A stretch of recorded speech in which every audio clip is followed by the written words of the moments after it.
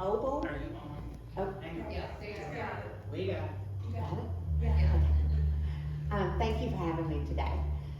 Women's Health Services is a mobile ultrasound medical clinic, which is an RV customized and built out as a medical clinic. And so we drive it to the abortion clinic every week in Columbus, Georgia, and we talk to women as they are walking in. We serve as the final lifeline to mothers and their baby as they're walking in for their abortion appointment.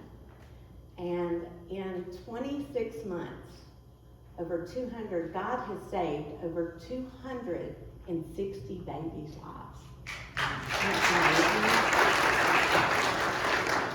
And that shows you that God knew when He led me to do this. A lot of people, there were a lot of naysayers. You know, why would you do that? They've already made up their mind. And all I could say is He made it so clear that we have to go. And now that we see that He is speaking to these mothers and really giving them the yearning of their heart, because they are walking in looking like they're very confident in their decision. But deep down, a mother yearns for someone to intercept them and give them the hope and the love of Jesus. And He is their refuge every week. And the moms, people perceive, until you're there, it's very difficult to understand what it's like for mothers and fathers. It's not like a mother wakes up and says, you know, I want to end the life of my child. It's not that. It's really not. Most of them feel that their circumstances, the lack of support, they honestly cannot see how they can have a baby. And when I'm talking to them, where all the missionaries are there talking to them, it's beautiful to watch a mother come in that is just adamant. This is her only choice. She doesn't want to do this, but it's her only choice. And then listening to what's the root. What is the root of the problem? What has gotten her there? And then watching her acknowledge, now, who creates life? A lot of them say this. A lot of them say, I prayed all the way here. And I go, well, what did God tell you? And they're like, He understands. And so we just walk through, who creates life? And I'm here to tell you, the majority of who we see are Christians. And they know. And they tell me, God. And I say, who comes to steal, kill, and destroy? And all of them know. I've never had not one know. And they'll say Satan or the devil. And I say, exactly so. Think about it. If God's created life, and Satan's trying to come, steal, and kill, and destroy, could it be that maybe he's trying to convince you that this is best? Best for you? Best for your baby? And I always pray before we get there. We all pray this prayer. Lord, please do not let them hear us. Let them hear you. And so it's beautiful to watch them go from being convinced this is the only way, this is the best option, to walking out glowing about having their baby. And so when we show them the ultrasound, it makes it real. They get to see that it really is a baby. So in Georgia, so what happened when Roe overturned, Roe versus Wade overturned, and the national law put it back to each individual state to decide, or is abortion legal or not in your state. So Georgia's law is called a heartbeat law. If a heartbeat is detectable by an ultrasound, it is illegal to perform the abortion. in Georgia. So a woman finds out she's pregnant, it's probably 4.5 to 5 weeks. Well, we have detected a heartbeat at 5 weeks, 3 days. So there's this very small window of time. She finds out she's pregnant, makes a decision to abort her baby, calls for the appointment, gets the appointment. Do you see how the window is so narrow? So all the states that banned abortion, anyone seeking an abortion in the states that banned, which include Alabama, Mississippi, Louisiana, Texas, and Tennessee, all the women seeking that are residents of those states go to their closest abortion clinic, Columbus, Georgia. We could not believe it when Roe overturned, and see, God knew this. He knew this 2 years ago. That's why he said, you have to go, you have to go. And he keeps saying the word stand firm, no matter what happens. And when that happened, the increase in the number of women that were going to this particular abortion clinic, when Roe versus Wade overturned, everyone thought, oh, it's over. No, abortion, unfortunately, is live and well, unfortunately, in our backyard, not even 40 minutes away in Columbus, Georgia. 104% increase in the number of women going to that abortion clinic to have abortions. And at the same time, funding for the mobile clinic decreased 82%. You know, because all of us wonderful, we're all celebrating. Yay! You know, Alabama banned it. It's wonderful. But the states that are still allowing abortion, people are still coming, and it's God's people that are making sure that mothers get an opportunity to know the love and the refuge that Jesus is trying to give. You know, he says that he always gives us a way out of sin. And he does that when this mobile clinic is allowed to go and share with these mothers. So some of the ways that God has given us this opportunity to help them, because it's not just enough to see the baby. Once someone makes an appointment for an abortion, their decision is made in their mind. Now they've driven 5, 7, 8 hours. They know that if they don't do it that day, they will not have another opportunity to do it because they'll be too far along. So do you see the pressure building? Like this last year, there's more pressure on the women that come than there's ever been. When they bring a support person with them in the car, think about how hard it is for them to go back and say, yeah, so glad you took off work today to drive 8 hours with me, but I've changed my mind. There's so much pressure on these women. And so I'm very thankful, and I want to ask you today to devote every day a prayer for the moms that are contemplating taking the life of their own child. That somebody in their circle of influence, or if they're going to an abortion clinic, somebody will intercept them and give them the yearning of their heart. Because they do not want to do it. They look like it. They sound like it. Until you start speaking God's truth to them and you start giving them resources. Okay? Number one that we have seen is the reason is they'll say, well, the dad doesn't want to be involved. And so we bring it back to, okay, that is the most common regret of any woman that aborts her baby, is that years later, she realizes, I aborted my own child over that man. And so we ask them to focus on what is the best decision for you and your baby. And many times, I'll say 60% tear up whenever that's said to them. And that tells you their heart. You know, they want to hear that. And it could be their circumstances. We've had women in domestic violence. They have been given the money to abort and told, do not come home unless you have aborted the baby. We've moved them out of state. We've moved them out of the city so that they can feel that they do have a choice. We have ones that there's everybody that comes in, their circumstances are a little different. They don't have a job. They just lost a job.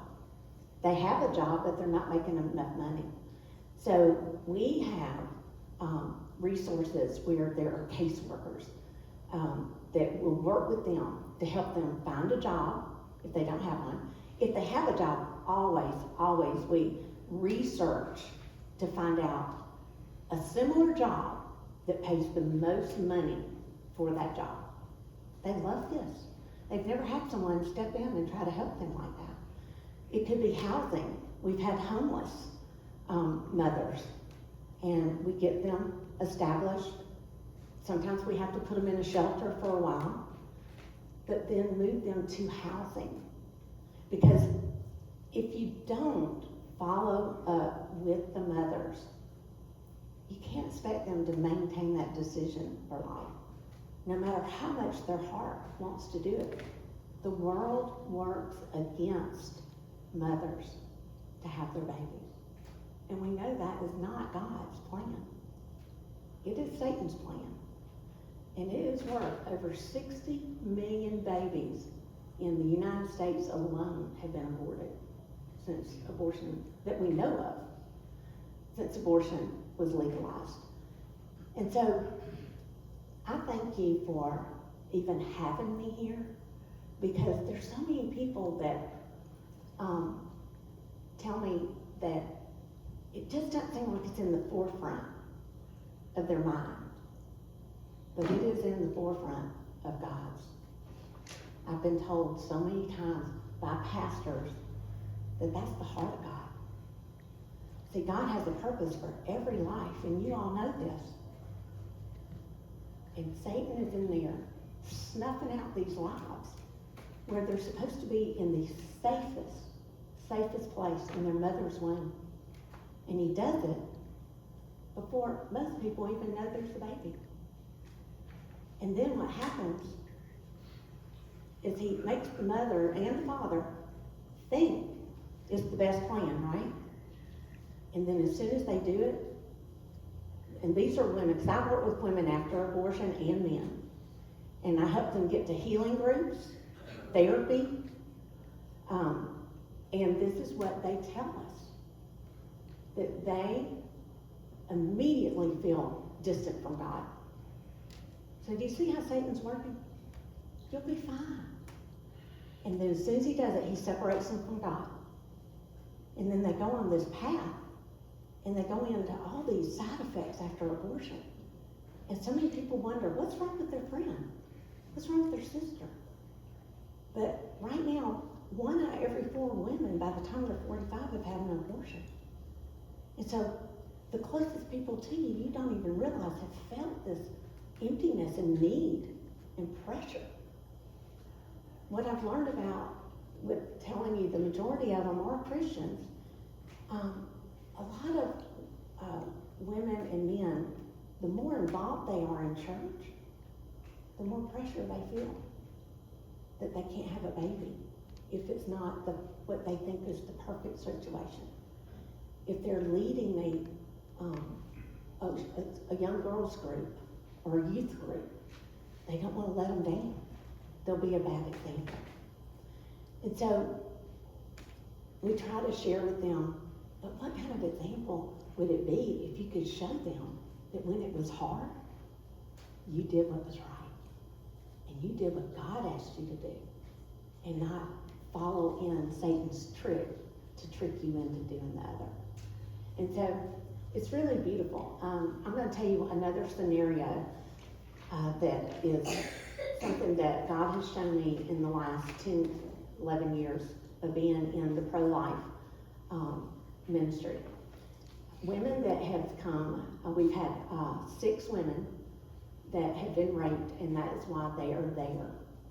And a lot of people, and and myself included, years ago would think, I just feel for those women. Like, how did they get through that pregnancy? It's so emotional, and it's so traumatizing. So God purposely puts women in front of me that have experienced rape. Ones that have chosen to have their baby, ones that have had their baby and placed them for adoption, and ones that have aborted their baby. And so the first young girl, 2 years ago, she was 21. She looked so much like my daughter. I think God did that on purpose. Like, this is my baby, sitting here. Same age as my daughter. And she was raped by her boyfriend's best friend. She was at the beach. She was drinking because she felt like, I can't tell my mom. Like, everything was working against her. So she didn't tell anybody. And when she showed up on the mobile clinic, she was there. She said, I got to take care of this and not tell anybody. So God just put it on my mind. Well, tell her about the women that you've met. So I should tell her about a lady that lives near here. She shares her story all the time. Her name is Tina Kelly. And she was raped and she had her baby. And I pulled her up on Facebook and I said, see, her daughter's name is Angel. And she is 22 years old. She's really close to your age. And guess what? They're best friends. And she just was stunned. You can't see past the trauma. Like, you can't see past that when you're in it. And she's experiencing it, right? And then I shared with her that I've met this group of people. And it's called Choices with the number 4 life.org. And I was at a conference, and there was all these little pictures, just 1,000 of them, of people's faces. And it says, do you know what all these people have in common? And so it makes you go up and ask.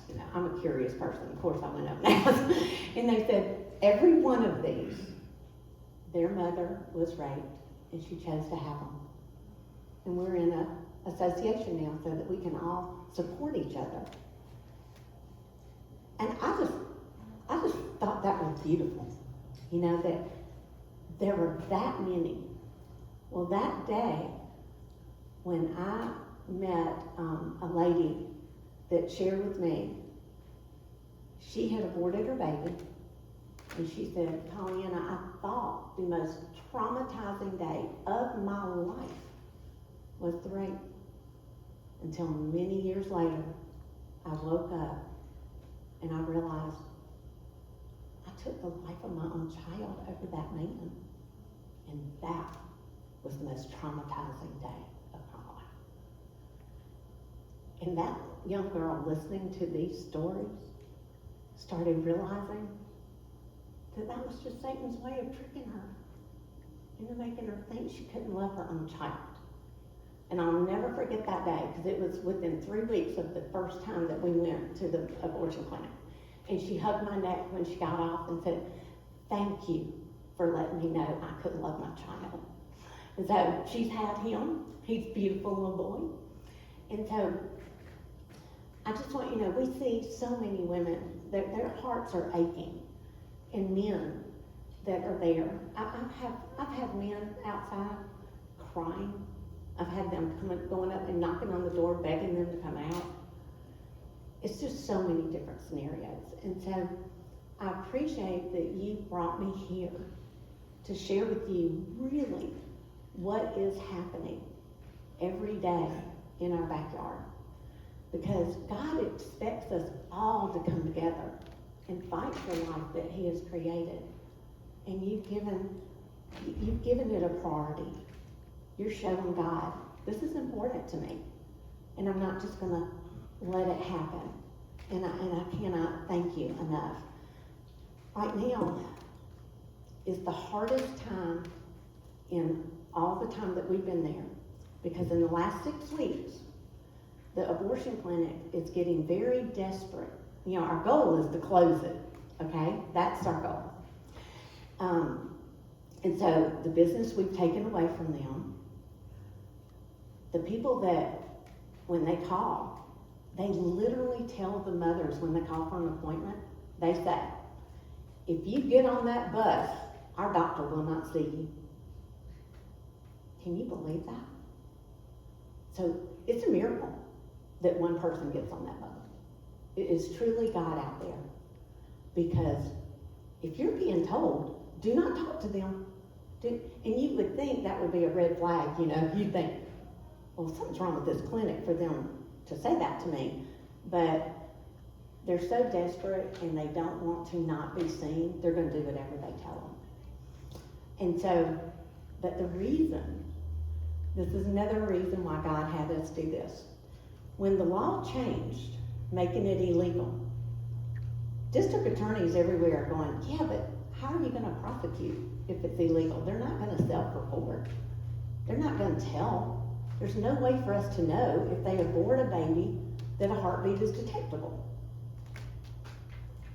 But when a mobile clinic is sitting outside and we get a heartbeat and they walk in and they have the abortion, guess what?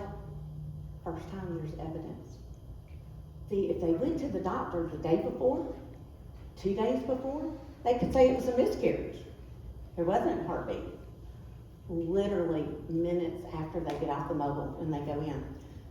So when God showed us this, I was so stunned. It just keeps getting bigger and bigger the way He shows us His plan. So we have reported them to the Georgia Medical Board for 6 illegal abortions and to the police department in Columbus. We have 2 investigations going against them.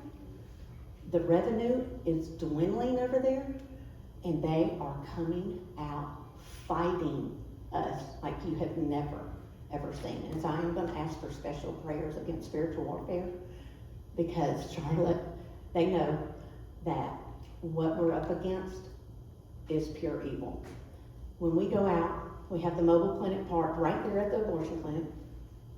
When the women pull in the driveway, there we have different missionaries. We take turns at the driveway, and we hand out the information and tell them that we provide a service and it's free to them. The same service of the abortion screening, they do a pre-abortion screening. It's basically an ultrasound, okay? But they charge $150. It's non-refundable. We do it for free. Now, the abortion clinic has something they call escorts, abortion clinic escorts. They have had as many as 10 out there. And they're dressed in rainbow vests, they have rainbow umbrellas, they play vulgar music, they use vulgar language. When I go to the window, for example, they'll run over to me, jump in front of me, kind of like guys like in basketball when your arms are out, they're defending it, and they're yelling, no, no, pointing at me, she's a liar. Go there, she's a horrible religious extremist. These women are so petrified, they just run. We had this beautiful group of people on Saturday, just yesterday, that went to the abortion clinic simply to pray. Quiet, peaceful people just praying. And they had children. They put this vulgar music, horrible language, absolutely the worst words you could ever hear, blasting right there at them, and then verbally saying things to the parents about coming. So when I tell you it is pure evil, it really is, because these women that are out there are fighting for mothers to take the life of their children, and not fighting for somebody like us, trying to give them a chance to live life, like the fullness of life, like life in abundance, like Jesus wants us to. And I know we meet once a week on a conference call with national teams of people that are trying to shut down abortion clinics. And they tell us that this is a sure sign of breakthrough, because when they get really desperate, that's when these people come out. And they're trained all over the country to come in and do this. But even, let's just say, that abortion clinic closes, okay? You're gonna love this. God already has 2 other abortion clinics where we have teams out there. They call me no less than once every 2 weeks and say, is it getting close? We want you here. We need a mobile clinic that can do that. We want God out here saving 260 plus babies. And so, God, this is a ministry that God is saying, you go, serve women, share Christ, and I'll save the babies. And it is just a beautiful thing, and I just love that you want to be a part of it. Because think about it, in your life when you think, how many opportunities do you ever have to save a baby? Or save a life? I mean, we can go a whole lifetime and not have that.